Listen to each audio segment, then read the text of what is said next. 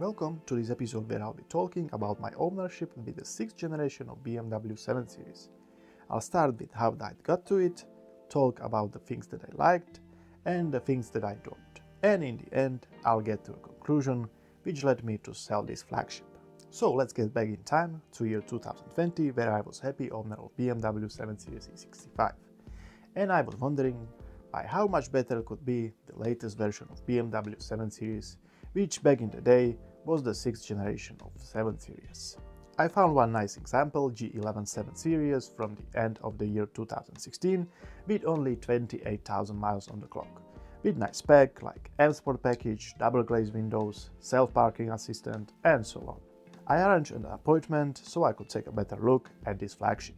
And when I arrived at the dealer place as a current owner of the older 7 Series, I started comparing those two boats. I'm not going to compare the design, since everybody have different taste, but I'm going to compare different things, which got to my attention. First thing that disappointed me after I sat into G11 was the overall feel from the space in G11. It seemed smaller than older generation E65, almost like I wasn't sitting in the 7 Series, but in the 5 Series. Nevertheless, the quality of the interior in G11 was impressive. Almost everything was covered with Nappa leather, with nice stitching all over, compared to the older generation of the 7 Series E65, wherein the base configuration was only vinyl leather. Even Mercedes-Benz S-Class W222 in base configuration has only vinyl leather. So that was actually a good move from BMW to offer premium leather in base configuration. The only thing that felt cheap was the middle section of car door. It felt really cheap, like some solid rubber plate. Next thing, the ride quality. Since back then the COVID restrictions were still in place, I couldn't do a proper test drive. But anyway, I proceed with purchase of this nice flagship since I really liked the overall appearance. So on the way home from the dealer, I could do a proper test drive.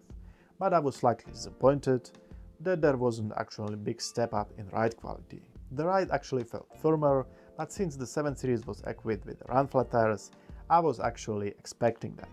But the biggest disappointment was the absence of my favorite feature, the active sway bars, which resulted in too much body roll and even the comfort aspect was affected. I thought that in the M Sport package you'll get it included, like it was in case the E65 7 Series, but no, since the F-Series BMWs, the active sway bars are actually not included in Sport package, which is a big shame. For the car of that size and weight, the active sway bars should be already included in the base configuration. What I know, at least for the UK market, 750i and 760Li have the active sway bars, or how they call it back in the day, the Executive Drive Pro feature included. What you can do? Sometimes we're learning the things hard way. But I have to admit that body roll wasn't that bad as the older generation E65 without the active sway bars. So there was actually improvement in ride quality. After I changed the front control arms and installed the normal tires, I noticed that the adaptive shock absorbers were doing better job than in the older generation E65. So another improvement. Another important difference that I experienced after switching over from the newer G11 to the older E65 is the difference in the comfort seats. I could actually better adjust the seats in the older E65 to wrap my back and whole body than in the newer generation G11. And that's not everything. In the E65, seats are even wider. The next thing that I didn't like were brakes. Exactly the M Sport brakes supplied by Brembo. Since I bought the 7 Series, I felt vibration from wrapped brake discs. So I bought the new original Brembo brake discs and pads. I installed them, the vibration disappeared. But another issue was that the brake pads were making clicking noise every time I moved from reverse to drive and backwards. Obviously there was some gap which resulted in the moving of brake pads up and down. Luckily, after around 1000 miles, the noise disappeared.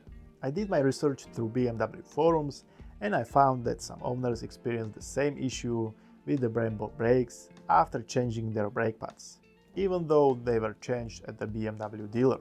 After a few more miles, maybe after 2000 miles, I again started feeling vibration from the brake discs. To be honest, it didn't surprise me. I always had some issues with the Brembo brakes. Let's get to other quality issues. There are a few more, maybe not that important, but I would like to raise it up since this is the best that BMW is offering. The chrome stripes on the door handles. They've got very sharp corners and they can be easily damaged by a cloth while you're washing the 7 Series. Then the front plastic grille, it's so brittle that it can be easily broken by a stone chip. Not mentioning that after a few years it hazed from a black color to some kind of bluish color. The next thing, I think that the car makers are trying to implement the same thing like phone companies. That with every newer update your phone is screwing up, that you have to buy a new one in the end. I had a similar experience. I did an update on my G11 7 Series and straight after the update was done, one of the oxygen sensors indicated failure. And even with iDrive I started to experience some glitches. For example, I put gearbox in reverse and instead of having reversing camera on the iDrive screen, I had just blank screen. But that's how the things are with nowadays cars. They're not built to last, but only for a couple of years of use, and then bye bye and here comes the new car. Yep, the economic circle has to continue. But this is not the main reason why I sold my 7 Series. The main reason was actually absence of the active sway bars. I couldn't get over it. At one point I was even thinking about retrofitting this feature, but that would be more expensive than sell the 7 Series and buy one equipped with the active sway bars. For me, things like fancy leather, ambient lighting and the remote control parking feature that you use only when you want to show off are not everything. I would like to appreciate the special engineering while I'm driving. And I'm afraid that without the active sway bars, the 7 Series is not that special. I was even thinking about some other retrofits. My second favorite would be the optional feature which was actually banned in the UK. The feature is the auxiliary heater to preheat the 7 Series in the cold weather, which of course will be very convenient in the UK. But luckily it's still possible to retrofit this feature even for the 7 Series sold on the UK market. You just need a different fuel pump in the fuel tank, some fuel and coolant hoses, wiring, and of course auxiliary heater and auxiliary battery as well. Little complicated, but doable.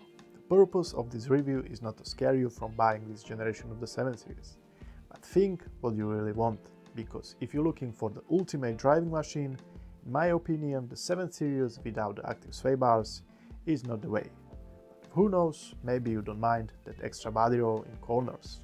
But active sway bars have many more benefits than you think. You can Google it and maybe it will amaze you like it amazed me. And if you want to know more about the G11 7 Series, you can check some of my previous videos. There are many more things to take a look, like regular services and some other issues. I owned this 7 Series for 2.5 years and cover almost 20,000 miles. I drove it through Europe and it never let me stranded. I know it's not that much miles and I sold the car at relatively very low mileage, so not many issues could be developed by that short period of ownership. But definitely you can expect some air suspension issues around 100,000 miles. And if you ignore frequent service intervals, it can result in expensive service. Especially on 750i, the oil changes should be much more frequent, at least every 5,000 miles. In my research, the 730D with B57 engine and the 740i with B58 engine are the best options for low maintenance cost. The petrol B58 engine is actually used by Toyota in their model Supra. And in the end, would I buy again the 6th generation of the 7 Series? Yes, I would, but only if it would be equipped with active sway bars. As for me now, I decided to fully restore the older generation E65 with 5-liter V8 engine and do some upgrades like the individual interior and the adaptive suspension, since this combination of spec fits the best for me. So if you're interested, you better subscribe and follow this process of transformation, because there is so much more to come. If you have anything to add regarding this review or your own experience, don't hesitate to comment. Thank you for watching, and I'm seeing you in the next episode.